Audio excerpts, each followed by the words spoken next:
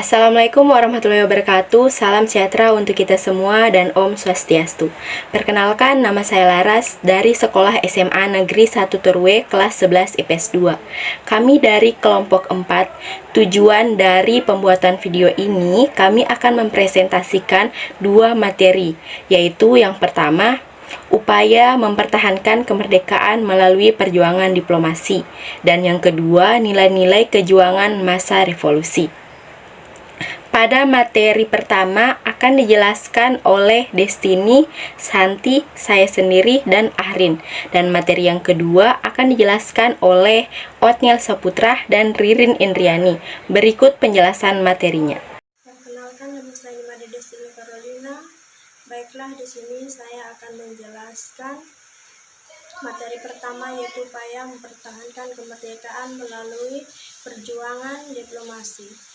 Melalui perjuangan diplomasi, Bank GSA Indonesia berupaya menunjukkan kepada dunia internasional bahwa kemerdekaan dan kedaulatan yang telah diraih Bank Indonesia pantas untuk dibela dan dipertahankan. Berikut ini beberapa perjuangan diplomasi yang telah dilakukan di Indonesia. 1. Konferensi Inter-Indonesia. Sebelum konferensi meja bundar berlangsung, dilakukan pendekatan dan koordinasi dengan negara-negara bagian BPO, terutama berkaitan dengan pembentukan Republik Indonesia Serikat. Konferensi Inter-Indonesia ini penting untuk menciptakan kesamaan pandangan menghadapi Belanda dalam KMB. Konferensi Inter-Indonesia 1 diadakan di Jakarta pada 19 sampai 22 Juli 1949, dipimpin oleh Muhammad Hatta. Konferensi 2 diadakan di Jakarta pada tanggal 30 Juli sampai 2 Agustus 1949, yang dipimpin oleh Sultan Hamid, diketuai oleh BPO. Untuk itu, sekian dan terima kasih. Perkenalkan, nama saya Santi Rahmadewi. Di sini saya akan menjelaskan bagian materi 1, yaitu Konferensi Meja Bundar atau KMB. Konferensi Meja Bundar adalah sebuah pertemuan antar pemerintah Republik Indonesia dan Belanda yang dilaksanakan di Den Haag, yaitu pada tanggal 23 Agustus hingga 2 November 1949. Delegasi Indonesia dipimpin oleh Muhammad Hatta beserta anggotanya, yaitu Muhroem, Supomo, Leimena, Ali Sastromijojo, Juanda, Sukiman, Suyono, Hardinoto, Sumitro Jojo Hadikusumo, Abdul Karim, Pringgoditgo, TB Simatupang, dan Sumardi. Sementara dari BFO dipimpin oleh Sultan Hamid II dari Pontianak. Adapun Belanda diwakili oleh Van Marsieven.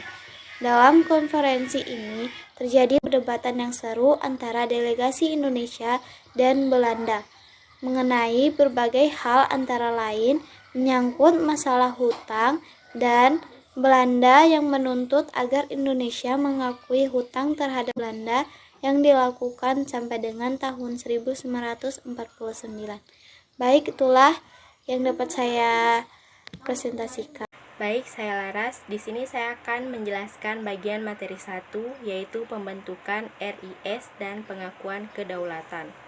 Berkenaan dengan pengakuan kedaulatan dan penyusunan alat kelengkapan negara, maka pada tanggal 6 sampai 14 Desember 1949, KINIP mengadakan sidang untuk membahas hasil KMB. Sidang berhasil menyepakati UUD RIS sebagai konstitusi RIS. Pada tanggal 16 Desember 1949, Insinyur Soekarno dipilih sebagai Presiden RIS dan Dr. Andus Muhammad Hatta sebagai Wakil Presiden Republik Indonesia, sekaligus sebagai Perdana Menteri RIS.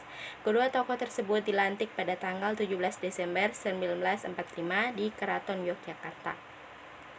Bersamaan dengan itu, Yogyakarta, Presiden Insinyur Soekarno menerima penggabungan Republik Indonesia dalam RIS dari Presiden RI Mr. Asad. Dengan pengakuan kedaulatan tersebut, berakhirlah kekuasaan Belanda di Indonesia. Sejak tanggal 27 Desember 1945, Belanda resmi mengakui kemerdekaan dan kedaulatan Indonesia. Baik, di sini saya akan menjelaskan materi yang pertama, yaitu kembali ke negara kesatuan. Setelah pengakuan kedaulatan RIS, tuntutan untuk tidak bergabung dengan negara RIS semakin luas dan keras. Tuntutan semacam ini memang dibenarkan oleh Konstitusi RIS pada pasal 43 dan 44. Penggabungan antara negara atau daerah dimungkinkan karena kehendak rakyat. Mereka sadar bahwa negara serikat merupakan upaya Belanda untuk memecahkan belah persatuan dan kesatuan bangsa Indonesia. 2. Rela berkorban dan tanpa pamrih. Nilai kejuangan bangsa yang menonjol di masa perang kemerdekaan adalah rela berkorban. Elemen masyarakat berjuang dari penjajahan yang dilakukan bangsa asing. Mereka telah mempertaruhkan jiwa dan raganya, mengorbankan waktu dan harta bendanya demi perjuangan kemerdekaan. Sebagai contoh yaitu perlawanan arek-arek Surabaya yang mengusir Inggris dari tanah Surabaya. Perkenalkan, nama saya Rini Indiani. Saya akan menjelaskan bagian materi 2, yaitu saling pengertian dan menghargai dan cinta tanah air. Cinta tanah air, faktor pendorong yang sangat kuat bagi para pejuang di medan perang adalah rasa cinta tanah air. Timbullah semangat patriotisme di kalangan para pejuang kita untuk melawan penjajahan. Saling pengertian dan menghargai. Di dalam perjuangan mencapai dan mempertahankan kemerdekaan, diperlukan saling pengertian dan sikap saling menghargai di antara para pejuang.